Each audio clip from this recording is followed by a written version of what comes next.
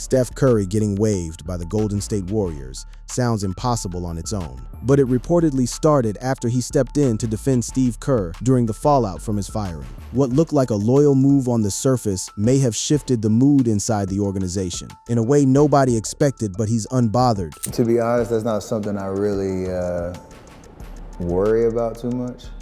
However, the specific reaction from the Warriors front office that followed almost immediately is something you need to stay with this video for. On April 17th, 2026, the Golden State Warriors season came to an end on the floor in Phoenix. Following the Warriors' 111-96 play-in loss to the Phoenix Suns, Kerr said he would take a week or two to contemplate his future, before discussing with controlling owner Joe Lacob and general manager Mike Dunleavy whether he should return. That is not the statement of a coach who plans on coming back. That is the statement of a man who has already made his peace. Kerr finished his 12th season as head coach. The Warriors won the 2015 NBA title in Kerr's debut season, and 3 more in 2017, 2018, and 2022, building one of the most memorable dynasties in league history. 4 titles, 6 finals appearances, over 600 wins, and now, on a Friday night in the Arizona desert, none of that seemed to matter. What happened next was caught on camera and went everywhere. In the closing seconds, Kerr subbed Curry and Green out of the game, circled them for a quick conversation, and gave them both a combination hug. After telling them, "I don't know what's going to happen next, but I love you guys to death. Thank you." That moment, Kerr, Curry, Green, arms around each other as the clock ticked down, looked like a goodbye. It felt like a goodbye. And the words Kerr spoke to reporters afterwards confirmed what everyone suspected. "I don't know what's going to happen. I still love coaching, but I get it. These jobs all have an expiration date. There is a run that happens, and when the run ends, sometimes it's time for new blood and new ideas." Expiration date. That is not language a man uses when he's planning to sign a new contract. And Kerr wasn't done. He made one thing definitive: "I'm definitely not going and coaching somewhere else next year in the NBA." So if he was leaving the Warriors, he wasn't going to another team. He was done. Period. Now, Steph Curry didn't hear all of Kerr's press conference in real time. Curry initially expressed surprise when he learned about Kerr's transparent post-game interview after the loss to the Suns. But when the 38-year-old guard finally sat down in front of reporters, he said something that would set the stage for everything that came next. "I want Coach to be happy. I want him to be excited for the job. I want him to believe he's the right guy for the job. I want him to have an opportunity to enjoy what he does, whatever that means for him. Everybody's plan is their own. He knows how I feel about him." In other words, Curry was defending Kerr's right to stay on the job, while also making it known that his personal preference was to keep the coach, who had been by his side for over a decade. And that public endorsement, given the tension between Kerr and the front office, carried weight. But here's the thing about the Warriors situation. A 37-win season was never the plan for a team that still had Curry, Butler, and Draymond Green. Injuries and inconsistency ravaged a season where the Warriors were just never good enough. And someone had to answer for that. To understand why things reached this point, you have to understand how the 2025-26 season unfolded, or more accurately, how it unraveled. The Warriors entered the year with legitimate expectations. They had Steph Curry. They had acquired Jimmy Butler. They still had Draymond Green. There was hope that a healthy Curry, Butler, and Green, plus Horford and Melton, and other factors going their way, could produce a team that would flirt with 50 wins and thrive in the playoffs. That hope lasted about a month. There was an uneven start that had them as a 5-7-0 team through the first month. Then things cascaded. That became more mediocrity and a tease of things looking up. Before Jimmy Butler's torn ACL, followed by Steph Curry's lingering knee issue, trading Jonathan Kuminga for Kristaps Porzingis, Moses Moody's torn patellar tendon, and the season ending with highs of the first play-in game, then shifting to the sadness of a loss and an unknown future. Butler, the man they had brought in to be the co-star next to Curry, went down in the most devastating fashion imaginable. Injuries ended the Warriors' season, and it all crumbled when Butler began rolling on the Chase Center floor. "I think that injury just derailed us," Kerr said after the Warriors' final game. Butler, in his final full game, scored 32 points on 14 of 22 shooting, with 8 rebounds, 4 assists, and 2 steals as a +15, in a 13-point win against the New York Knicks. That was the last time the Warriors looked like a complete team. Then Curry's body started betraying him too. Curry played just 43 games, plus 2 more in the play-in. The timing of his runner's knee should have meant that he was fresh for the play-in tournament, having barely played the prior 3 months. But freshness doesn't come with a guarantee, especially not at 38 years old. After his scintillating 35-point performance to beat the Clippers, he struggled to gain separation against Phoenix's physical defense. He shot 4 for 16 and committed 4 turnovers. Meanwhile, the coaching became an issue unto itself. Steve Kerr had to go through 43 different starting lineups. A lack of offensive rhythm was apparent as ever. When your best player misses 39 games, your second best player tears his ACL, and your young forward tears his patellar tendon. You're not coaching basketball anymore. You're performing triage, and yet through all of that devastation, the criticism landed hardest on one man's desk, Steve Kerr's. It was a tough season for Kerr, and not just because Jimmy Butler and Moses Moody suffered season-ending knee injuries and Curry missed 39 games. The Warriors started the season 13-15, and Kerr received more criticism than in any season of his career. Much of that was fueled by the uncertainty regarding Jonathan Kuminga, who Kerr liked far less than Warriors management. That tension between Kerr and the front office over Kuminga was like a slow-burning fuse. The Kuminga situation had been simmering for months. Management wanted to invest in Kuminga as a building block. Kerr didn't see Kuminga fitting into his system. The eventual trade of Kuminga for Porzingis resolved the roster question, but it didn't resolve the philosophical divide. It only papered over the deeper cracks. The Warriors lost when Curry scored 48 points against the Portland Trail Blazers. They lost both of his 39-point games and both of his 38-point games. They went 6-8 in his 14 30-point games. As a perfect representation of how underwhelming their offense was. You can have the greatest shooter of all time drop nearly 50, and it doesn't matter if the infrastructure around him has completely collapsed. Play in purgatory is where they live now. The last day the Warriors were a top 6 seed in the Western Conference was November 4th, when they had a 5-3 record. After that, they were fighting against gravity for the rest of the year. The season on the court was brutal enough, but the real story, the story that led to everything happening now, was the widening gap between Steve Kerr and the Warriors' decision-makers behind closed doors. The post-mortem reports from the season indicate that the front office and the analytics team want Kerr to make some changes. There's been a frustration with the team's turnover rate, which was the 4th highest mark in the NBA this year. There's a desire to be less reliant on the three. The Warriors finished first in the NBA in three-point attempt rate, despite Curry missing 39 games and the team finishing just 19th in three-point percentage. The front office looked at those numbers and saw a coaching philosophy that was outdated. They saw a system that worked beautifully when Curry, Klay Thompson, and a peak Draymond Green were running it, but one that had become a shell of itself when the personnel didn't fit the same way anymore. The Warriors under Kerr were at their peak a decade ago, with a Death Star small ball lineup that worked because Green could defend centers. Then Golden State added peak Kevin Durant to that mix, and was one of the best teams the league had ever seen for a couple of years. Those days are gone. Teams have gotten bigger but maintained their athleticism and shooting. The league has gotten younger and more athletic, while the Warriors' core is closer to 40 than 30. And then there was the political element. Steve Kerr's frequent social and political commentary has reportedly created pockets of frustration. Within the Golden State Warriors organization, Kerr has officially reached the end of his current contract, meaning he has no formal ties to the team for next season. Given the internal tension and his expired deal, there is a legitimate possibility that Kerr could move on from the Warriors this offseason. Golden State Warriors head coach Steve Kerr's desire to speak candidly on social and political issues has at times caused internal frustration, according to Nick Friedel of The Athletic. So you have a front office that wanted philosophical changes to the system, frustration over Kerr's outspokenness on political issues, a coaching salary that made him the highest paid coach in the NBA, and a team that had just won 37 games. Joe Lacob paid Kerr the highest salary of any NBA coach this season. Kerr is already the top paid coach in the NBA with a $17.5 million salary this season.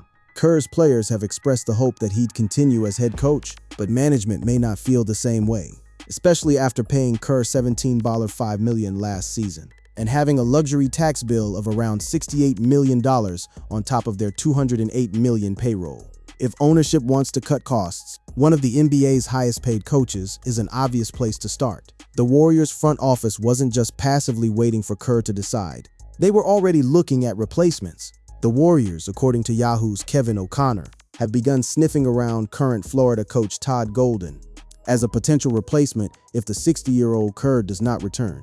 Golden is known to the Warriors and owner Joe Lacob from his days coaching the San Francisco Dons, before being hired by Florida and winning the 2024 national title.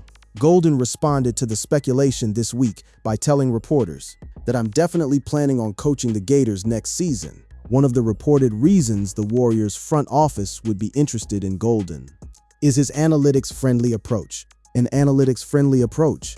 That's what the front office wanted, not the motion offense and ball movement philosophy that Kerr had made his signature. They wanted someone new, someone younger, someone who could crunch numbers and maximize Curry's remaining prime, while also developing the next generation. And if Kerr could feel all of that, the leaks to ESPN, the coaching replacement rumors, the philosophical demands, is it any wonder that his words after the Phoenix loss carried the weight they did? Team sources have indicated that Lacob wants to hear Kerr express a hunger to continue executing the nitty-gritty details of the daily job, not a reluctant acceptance that he should continue coaching purely out of loyalty to Green and Curry and the sentimentality of riding out this era. That's why, if Kerr decides he wants to return, there's a desire from management for him to sign a multi-year deal, instead of setting up a last dance farewell tour that would feel more about emotion and nostalgia than wins. In other words, the front office was saying, if you come back, you can't just coast. You have to change, you have to commit, and you have to want it. Not just for Steph, but for the future. That ultimatum, dressed in corporate language, said everything about where the relationship stood. While the front office was leaking its desires and the coaching candidates were being identified, Steph Curry did something notable. He stood up for his coach. "I think everything we've done is unprecedented," the two-time MVP said, praising the Warriors' head coach. It's a simple statement, but the subtext was layered. Curry wasn't just praising the past, he was making the case that the coach responsible for that unprecedented run deserved more than to be pushed out the door after a season wrecked by injuries. "I think Coach is fully capable of doing that and thinking outside the box as we go." But to his point, your spirit has to be in it, your mind has to be in it, your coaching staff. Like every dynamic has to be on that journey with you. So, only he can answer that, Curry added. That defense of Kerr was deliberate. In an organization where Lacob may pay the bills and Dunleavy may make the decisions, but Curry runs the show. His stated preference, both publicly and privately, is for Kerr to coach the team. And as long as that is true, there's a job offer on the table for Kerr. Curry's endorsement of Kerr wasn't just sentiment. It was leverage. It was the franchise's most important player telling ownership, "This is the man I want coaching me." And that endorsement created an awkward position for the front office. You don't push out the coach that your franchise cornerstone explicitly, publicly wants to keep, not without consequences.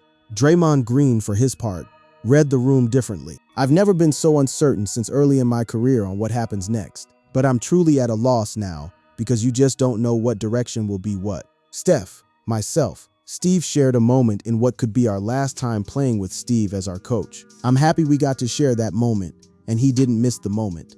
It was a big deal. I hope he's our coach next year. You want my opinion? I think not. Just because it just feels like that. It felt like that was it. Green hoped for one outcome, but sensed another was coming. The embrace on the court in Phoenix felt like finality to him. And when Green feels something with his basketball instincts, he is seldom wrong.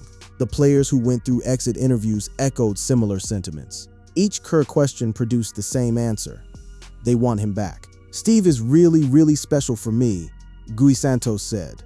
"I want to be coached by him, like my whole career. I love Steve. I love Steve." Melton said twice, "I owe Steve everything." Guard Pat Spencer said. The locker room was universally behind the coach. The front office was calculating a different path. And Curry was standing in the middle, defending the man who had been his coach since 2014. Meanwhile, Kerr is not going to be back as coach next year, barring a significant change of heart and a renewed faith in the direction things are heading. Reports Monty Poole at NBC Sports Bay Area. 1 week before the end of the season, Kerr told ESPN that he thought his chances of coming back to the Warriors were somewhere around 50-50, hardly an enthusiastic sentiment. And what about Curry's own future? Curry is guaranteed $62.6 million for the 2026-27 season. Curry said he sees multiple years remaining in his career, and for sure would be interested in an extension with the Warriors this summer. He isn't going anywhere. Not voluntarily, at least. In the late stages of Curry's career, they are in the construction zone, rebuilding while employing a franchise legend. Shelburne and Slater wrote, one league source compared it to Kobe Bryant's final seasons with the Lakers. The Los Angeles Lakers failed to make the playoffs in each of Bryant's last 3 years there. That Kobe comparison is devastating. It's the comparison nobody in the Warriors organization wants to hear, but it's the one that keeps getting made. Kobe spent his final years watching the Lakers fall further and further from relevance, collecting paychecks while the franchise rebuilt around him and eventually without him. Is that where Curry is headed? So here's where we land on the actual facts of this situation, because after everything we've walked through, the headline claims deserve a cold, hard examination. First, Steve Kerr was not fired. The Warriors are not contemplating moving on from Kerr. They are waiting to see if Kerr is moving on from them. His contract expired at the end of the 2025-26 season. Steve Kerr's contract has officially expired. He was not terminated. He was not let go. On Friday, Kerr sounded more than ready to walk away from the job. He's held for 12 seasons and 4 championships, but said he wanted to take a few days to think about it before he meets with Dunleavy and Lacob to talk through everything. This is a man deciding his own fate, not a man being shown the door. Could you argue that the front office made the environment uncomfortable enough to push Kerr toward the exit? Absolutely. The leaks about wanting philosophical changes, the analytics team's frustrations, the coaching replacement rumors. Those are not the actions of an organization that is desperate to keep its coach.